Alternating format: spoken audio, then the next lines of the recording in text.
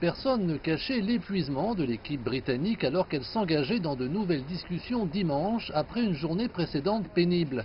Dans le Royaume, on sait que le gouvernement maintient les pourparlers aussi positifs que possible face à la morosité généralisée d'un Brexit sans accord. Je pense que si on considère ce que j'ai déclaré en début de semaine, c'est assez similaire à ce que j'ai dit maintenant. C'est-à-dire qu'il ne faut jamais dire jamais, parce que les négociations peuvent souvent traîner et dériver. Du côté européen, la déception est plus forte autour des points de blocage comme la pêche.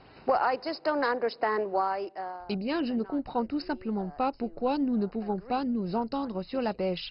La pêche au Royaume-Uni, c'est 6 000 navires employant 12 000 travailleurs du Royaume-Uni.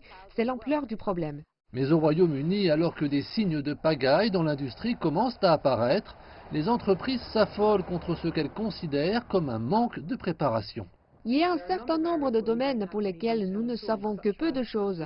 Par exemple, nous ne comprenons rien aux droits de douane ou aux quotas. Nous ne comprenons rien du détail des règles d'origine. Nous n'avons pas de code tarifaire. Nous ne connaissons pas les détails du protocole de l'Irlande du Nord. C'est très tôt que les négociateurs britanniques quittaient la Commission européenne. Signe d'échec ou de succès, ce n'est que quelques instants plus tard que des éclaircissements sont venus de la présidente de la Commission européenne. J'ai eu un appel téléphonique constructif et utile avec le Premier ministre Boris Johnson. Nous avons discuté des principaux sujets non résolus.